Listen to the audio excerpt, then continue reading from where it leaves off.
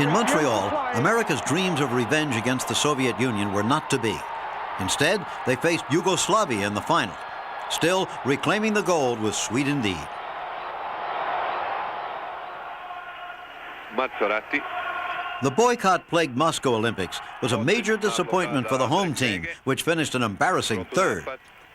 After years of steady building and improvement, Yugoslavia took its rightful place among the world's basketball elite when they beat Italy to take home the gold.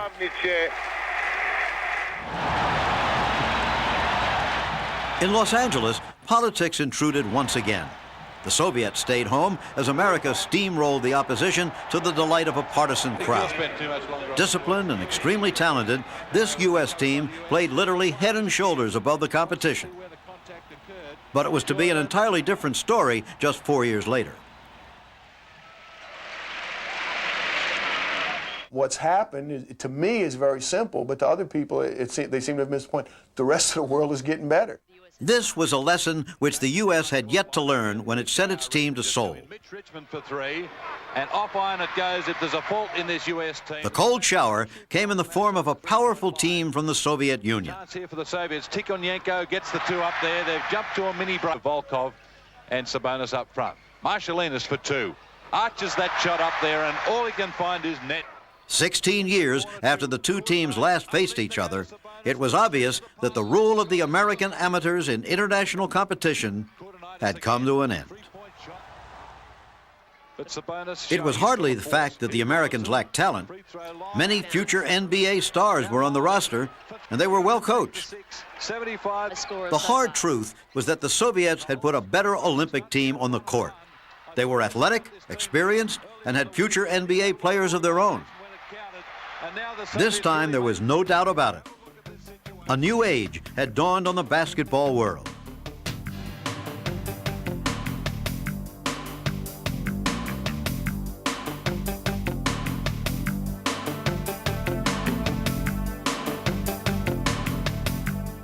The distance international basketball had traveled was there for all the world to see in the gold medal game.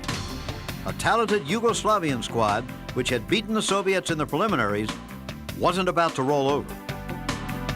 It was a rivalry which had endured through 3 generations and had brought out the best in both nations.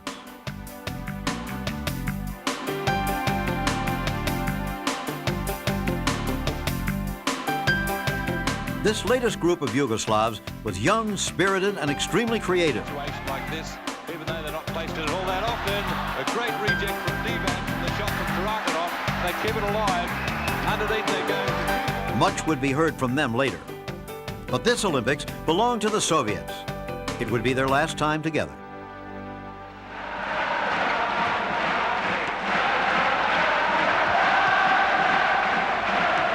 Rome, 1991, and Yugoslavia prepared for what would be their final game. The country, composed of 6 separate republics, was poised for civil war, yet its team had never been more unified. They strode across international basketball as world champions. The signature of the Yugoslavs was always the style with which they played. Creative, athletically gifted, and most important, extremely team-oriented, the Yugoslav basketball players represented what was best about that troubled former country. They had the wisdom not to let their differences divide them, but to make them stronger. The Yugoslavian success story didn't come about by magic. Kreni, ispruži ruke, Vukašine. Nenade, ne spuštaj ruke, kreni. Their rise as a basketball power was a result of that tried and true formula: dedication plus hard work. Young players are developed within the club system, where they receive basketball instruction up to 4 hours a day, 11 months a year.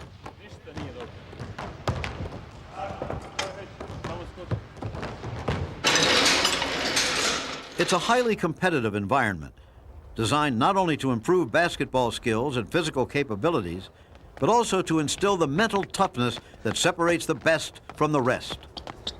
68 points each. In the crucible of the European Club Championships in 1992, this approach proved its worth for the underdog Partizan of Belgrade. Movement. 13 seconds. Jefresa goes up. Oh, Jefresa's got it! And they're ahead, 70. And watch this, the final seconds. 4 seconds to go, he's hit it. And is that the three-pointer? It is, it's 71-70 and the clock's gone down. And Partizan have won it. And Djordjevic, how fitting it was that Alexander Djordjevic should score that three-pointer. I just knew that it's gonna be me because I'm the captain. I'm probably the leader, and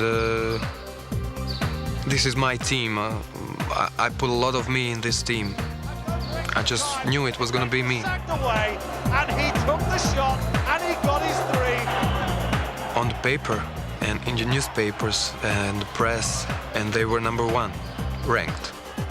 They're only ranked.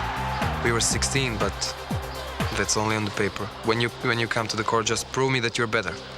And I don't, and any of the Yugoslavian players. Well, I don't want to say he's better and just surrender, you know. No, you gotta prove that.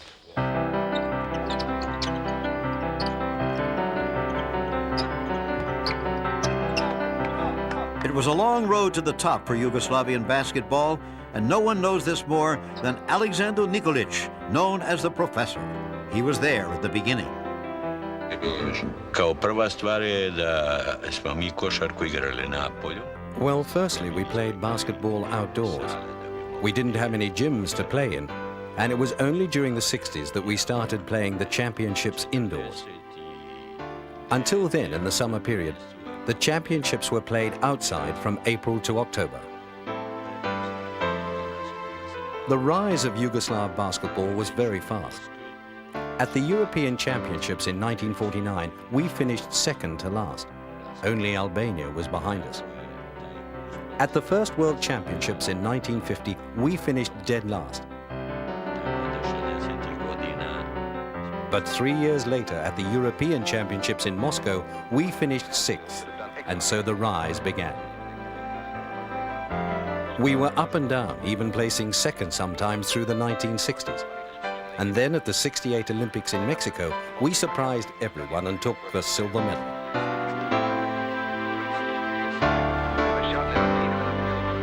And finally, in 1970, we beat the Americans to win the World Championships at Ljubljana.